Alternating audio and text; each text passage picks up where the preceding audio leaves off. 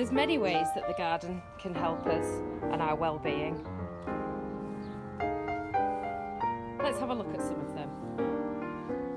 Even if you don't have your own garden, there's opportunity for you to get involved in a community garden where you'll meet new friends, share your gardening interests, and keep you connected with others and nature.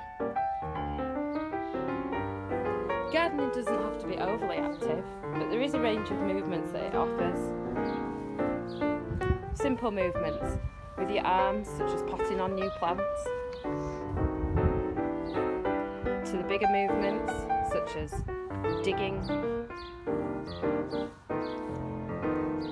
Take notice of your garden for a moment. Take a moment for yourself, look at all the detail, smell the flowers, feel the textures of the leaves, smooth, furry, spiky. Look at the wildlife in the garden, listen to the birds.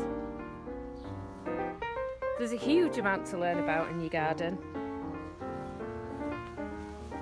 From plants' names to how to attract wildlife. Learning is empowering. Volunteering for another garden, sharing seeds, cuttings and knowledge are all generous acts which can help bolster you, others and nature. So get out there and enjoy it all.